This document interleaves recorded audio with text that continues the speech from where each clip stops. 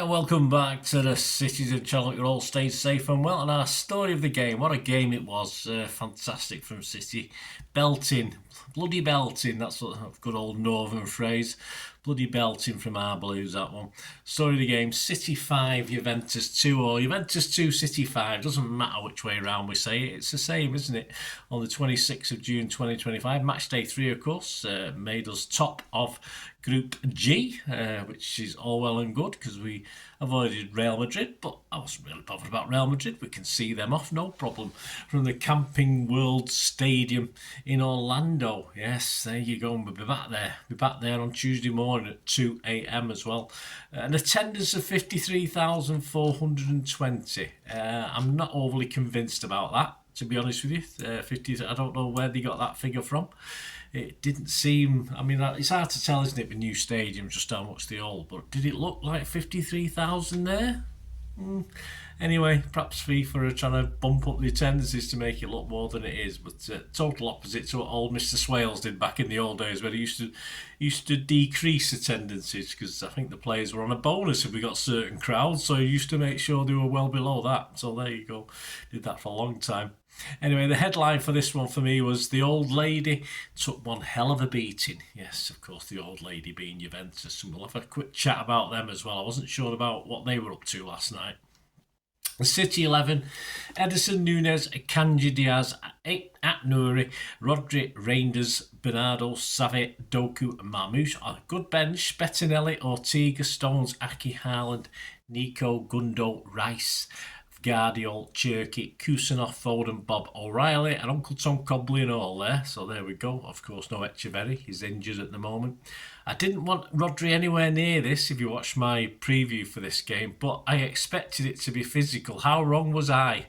Yes, Juventus were like pussycats, weren't they, on the pitch? very, very un-Italian.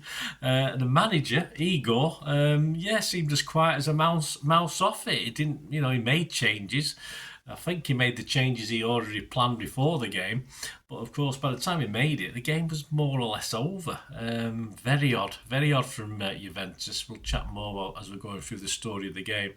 The Reinders and Rodri pivot promised much, of course, with this one, and it provided, didn't it? Very interesting.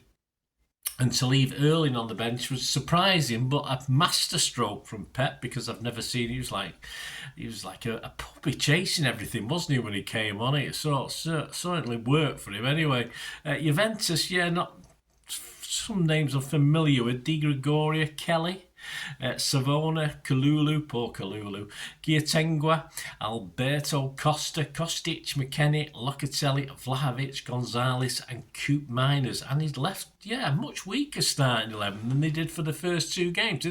Did he not want to win this? Did he not want to win this group? I don't understand the logic of Igor, his team he picked. Of course, he could have took it out of his key players. People like Yildiz, who's been playing pretty well. Of course, we've been linked with Cambiasso, of course, in defence. It just looked a bit weird, the team. I think it was 4 or 5, perhaps, players down on what his strongest team would be with that squad. Very odd by a manager, Igor Tudor. I think he either underestimated City or he was too confident. I have no idea, but I think City certainly played above and beyond last night, so that might have surprised him. It certainly surprised Juventus, who, even though when they got the equaliser, quite fortunately were willing to sit back and still soak up the pressure, so it still allows City to come on to him. And the form we were in last night with our players, it was a bad decision to make. So bad decisions on the pitch, bad decisions off the pitch by Igor, I think, and a very confusing game from Juventus in my mind, how they played it. Well, it'd be interesting to see how they go on against Real Madrid next week, of course. We won't look at the subs, no real point with Juventus. We'll look at the main game talking points, any criticism. I've got criticism on 1 or 2 City players today. I'll admit, even though most of them scored very well in the player ratings show. Please have a look at that, guys, if you get a chance. Right, on 4 minutes, at Nouri turns Locatelli inside out, down the left, upside down, crosses long for Bernardo. Not a bad header. He's not known for his heading of the ball, is it? But the keeper does okay to kick it away. He's a foot keeper, this one. This is one where he likes to make saves with his feet. Now, neither of our 2 main keepers, Ortega or Edison, know how to do that, seemingly, which is can be very useful at times, and we'll talk about that today as well, I think. Bernardo, of course, almost gets another chance at it, but of course Juventus are all over him by that time. In a fair way, yes, there's no histrionics or messing about Juventus last night. I don't understand. It's not their game at all, certainly. But even what I've seen in the first two games were quite physical and in your face, and they just seem to lack anything last night. Is there something? There might be something going on off the pitch that we don't know about. I'm not too sure, but they didn't look the same last night to me. But then again, I thought City stepped up to the mark and played very, very well. Worse was to come, but Ederson did make a poor ball out after about 7 minutes, but we got away with that one. But we went 1-0 up on 9 minutes. Nouri plays a lovely weighted pass through to Doku, who timed his run to perfection down the inside left channel. And he takes the first touch inside that took Kalula out. He had no chance, that took him out of it, and of course curled it right into the right hand side of the net. The keeper, no chance with that one. Lovely from Doku. And that was 1-0. 10 minutes, a bit of a let off for City. Vlahovic sort of swung at a shot, and he was only about 8 yards out, but he made a rubbishy contact, so we got away with that one. But 1 minute later, we didn't get away with that one, did we? Because it's 1-1. Ederson, I don't know who's trying to find Bernie, wasn't he? Bernie had no chance to get into it. And it's not the sort of thing that Ederson usually... I can see he pings balls 20-30 yards and can misjudge and find an opposing player, but to ping one 6 or 7 yards, that's not usually Ederson. Fortunately, he made up for it a little bit later on, but it was a bad mistake from Ederson. I'll talk about his positioning for the goal in a second as well. But of course, Coop Miners strode into the box down that channel and slotted it beautifully, seamlessly into the bottom left-hand corner. I just thought Ederson, when he came in to the goal, Ederson should be more two-footed, waiting to react. He seemed to be going down at an angle. He's always ready to dive at his feet, Ederson, or committing himself. I thought he should have stayed quite upright, ready to go. If the ball had gone through his legs, now what he could do about it if he finished like that. But he's got to be there, bouncy on his feet, ready to react. I thought and I say I'd never really noticed that last season, but whether it's something I've just started to notice or we're training our keepers to do something unusual, I don't think his positioning was very good, but a well-taken goal anyway.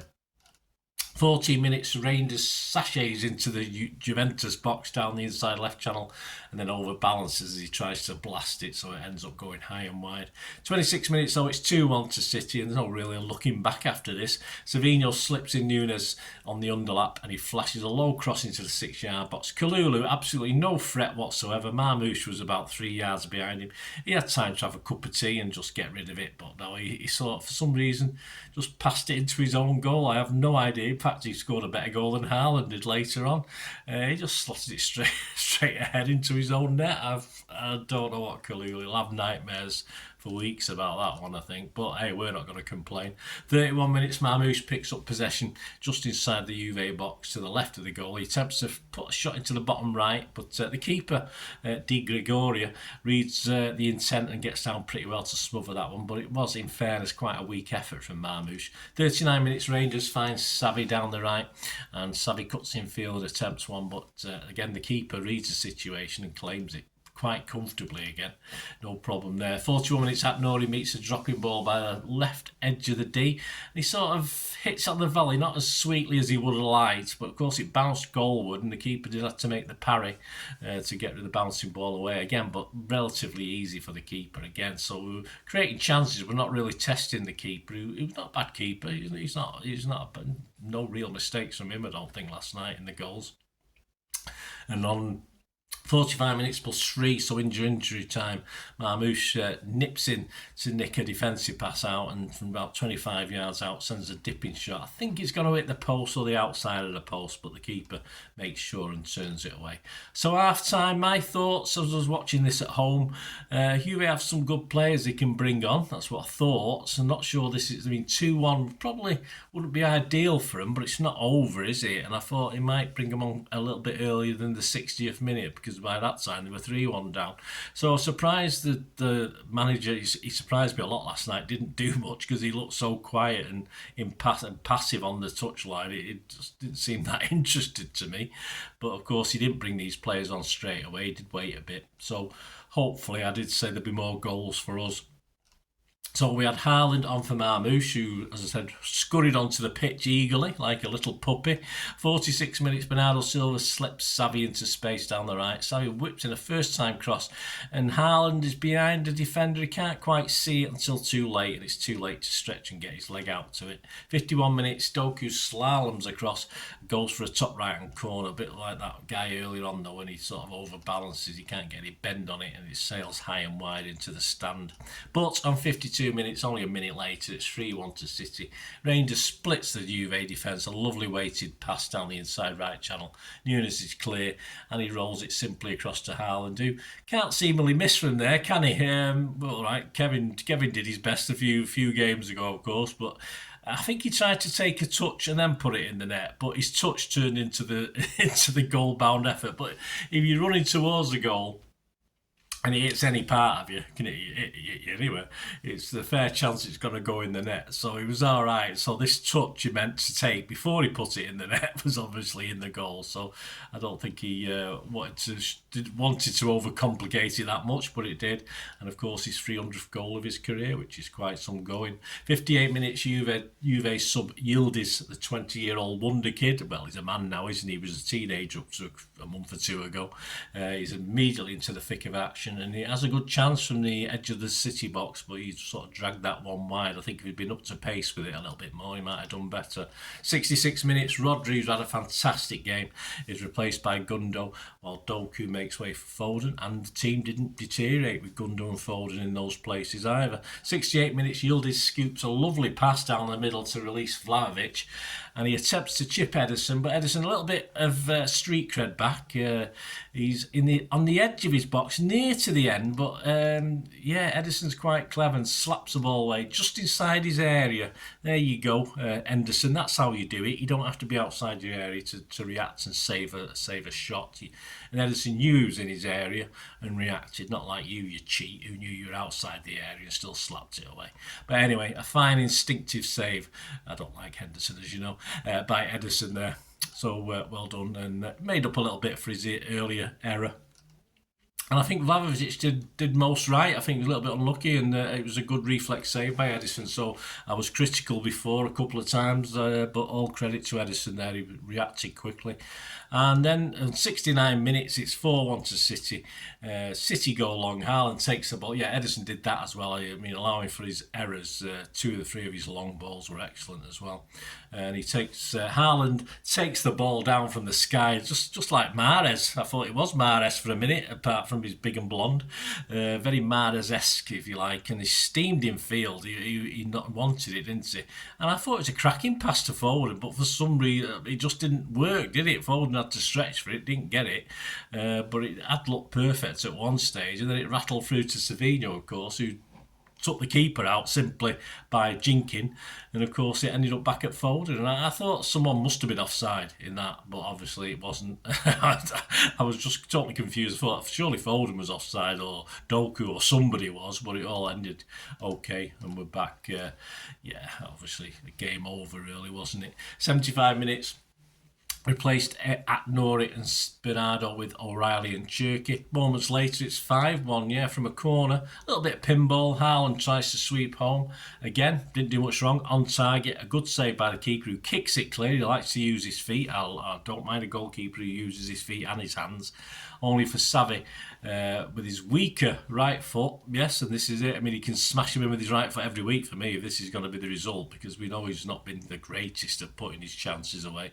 In off the underside of the bar from the edge of the box. Fantastic. I say he can't hit a barn door with his best foot, so perhaps this is the way to go, Xavi. Or you've been practising, either way. Just keep the practising up, mate. 84 minutes though, it's 5-2. 5-1, I thought we might keep it to 1, but Yildiz skipped past Foden. He'd say he was their best player when he came on the pitch. He then split. I don't know why he wasn't on from the start, unless he was getting a rest, or of course the manager considered he could hold us until later on when he could bring him on to score a goal or two. A great ball through, and I think Vlahovic was down the middle. He slotted it confidently past Ederson again, who I thought was a little bit weird in his shape again, giving Vlahovic that chance to sort of put it under him. I thought he should have been on both feet, ready and able for that one. So might be something they're doing in training a little bit different. The keepers, I don't know. I was a bit confused. I don't remember this happening too much last season. But yeah, verdict though, I'm not going to blame Edison particularly. You wouldn't really blame him for that goal. It was Akanji. Akanji seemed to be within vicinity of Vlahovic, and for some reason, he sort of got drawn to the ball, even though there was another couple of City players there. So when the ball was played through by Yildiz, it just didn't. He sort of moved towards the ball rather than marking his man. Now, whether he thought O'Reilly was covering him, I'm not too sure, but I'd have to put that down to an Akanji error, in fairness. I thought Akanji was the nearest guy. He should have been looking after Vlahovic. He didn't have to come across. So he was drawn towards it, so he switched off for a moment. And of course, we did nearly have another one, didn't we? Haaland intercepted a loose pass into injury time and slips Cherky. For all intents and purposes, you think, because Cherky's had a good little cameo when he came on, he's going to beat the keeper, but he opened his body. But unlike Doku early on in the game, couldn't put it into the far corner. Full time 5-2. My sum up for this, we dominated, didn't we? Against, I thought, a jaded, unusual Juventus outfit who couldn't even ever get to grips. I mean, the confidence of playing City, they say they've got great record historically. They've played a couple of good games, as in look good, the previous two games. So perhaps they were surprised just how good City were on the day, because I thought we were excellent. The speed, the legs they had all over the pitch, the technical ability, the skills that were shown as well. Absolutely fantastic. And I think Igor Tudor did start with a weaker 11, hoping perhaps to hold City for a fair amount of the game and bring his sort of big hitters on later. Yildiz, and there's another guy up top that he uses as well. But it didn't work out. But as I said, he didn't change at half time either when they were still just a goal behind. So big errors, I think, from this Juventus manager, who was fairly placid during the game, and his team, as I said, not very physical. Nothing what I expected from Juventus. And they just didn't have any real answer to City's performance. They were basically overwhelmed on the day. Juve coach Igor Tudor spoke to DAZN or Dazen or whatever they're called. They were better. They're a better team. They controlled us. It was difficult to play. It was not easy to press them. They were much better. But defeated. Well, he was. Pep Guardiola said it was a long time ago we made a performance like today. The belief always comes back from your performance. We missed Rodri a lot, right? Last season we had a lot of problems with injury. We lost the best player in the world. The game was good. Control. Everyone knows they will have some competition. If they don't play good, another one will play. Everyone gave a performance. And the table, of course, City first with 9 points and Juventus with 6. And Alain beat Wydad 2-1, so they took third spot with 3 points, leaving old Wydad Casablanca right at the bottom. Next up, of course, we've now got Al Hilal at the same Orlando venue, another 50,000 crowd, no doubt. That's Tuesday morning, 2 a.m. So, yeah, you'll have to be up early, guys. I'm all right, I'm off Tuesday, so I'll be okay, although I do have to go somewhere in the morning or mid-morning, so it's got to disrupt me a little bit anyway, but at least I can watch the game in peace. Win this, of course, and we will face either Inter, of course, we beat them 3 years ago in the Champions League, or Fluminense, who we beat 2 and a bit years ago in the World Club Championship when we won it. So there you go. So we've got 2 previous teams with defeat up next, and I'm not looked past that. I know who it is, but let's take one game at a time. The start: City 24 shots, 11 on target. Juve just 5 shots, 2 on target. Who were poor. Possession terms 77% for City. We had 769 passes to their 241. Our pass accuracy was very good, and last game it was 94%. Still very good, 93% this game. Brilliant, absolutely brilliant. 80% for Juve. Fouls, 10 for us, 11 for them. Just 1 yellow card for them. We had 1 offside to their 5, and we had 6 corners to their 1. Superior player of the match, or man of the matches, UEFA gave it Doku, of course. I gave it Doku just. There was a handful of players though I could have picked. OneFootball.com gave it Doku and Rodri, both scored a 9. Goal.com gave it Nunes, at Nori, Reinders, Rodri and Doku. Yes, journalist Simon Pekowski gave it Nunes, at Nuri, Reinders, Rodri, Doku and Savi, who all scored 8 out of 10s. And of course John Cross, who writes for various papers at the moment, by the looks of it, gave Doku man of the match with an 8. The headlines: Daily Express back page, John Cross, out of this world, it's Hall of a landmark as City fire. Inside, John Cross wrote, City put on 5-star show to thrash Juve.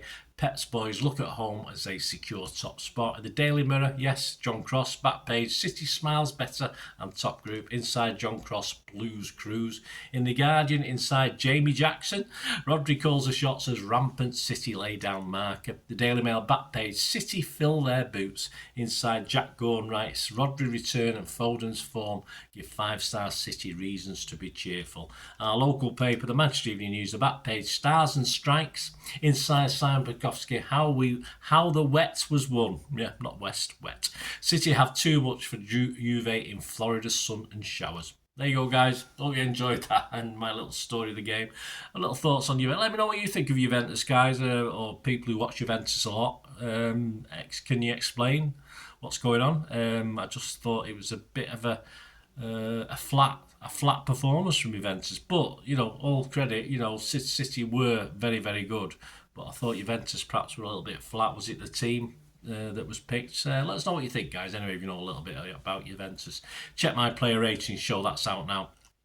And on Sunday, of course, I've not done it yet. I'll have to have a look tomorrow as I'm recording this preview of the Halal game, the round of 16 game. So please join me on Sunday for that. Make sure those buttons are pressed.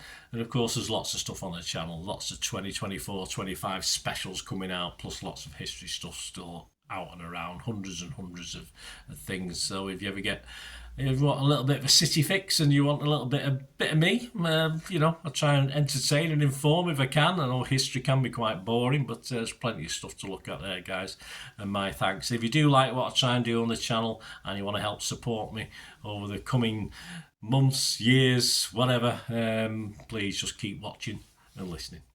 I hope you enjoyed the feature, and if you can support me through the subscription, if you can subscribe, guys, that'd be wonderful if you've not already done so. We do actually have memberships at the moment, just 99p a month, so you get access to all my City stuff, including all the history vlogs, dozens and dozens not been published yet that you get immediate access to, and every time I do a edit and do a vlog, you get immediate access to it as well. So you can have a copy of scripts as well if you want any hard copy of the sort of things I do on matches and teams and managers and players, etc, etc. So if you can join the membership, that'd be wonderful. We do fine. And if you want to support the channel just by watching the ads, that helps. Watch the ads, let them play through while you just have to check your phone or something, let it play out. And of course, if you follow any of the links, that always works as well. If you follow a link to one of the ads and you fancy something, I've done it myself. I've followed a link and actually purchased something from another organisation. But it can happen. It can happen. Not all ads are stuff you're not interested in. And of course, if you can give us a like, guys, that would be absolutely fantastic. All likes are much appreciated. Anyway, thanks for watching. Until the next time, of course, I only ever ask one thing, don't I? Please, I ask you all to stay safe, especially you Blues. Until the next time, come on, City. Bye for now.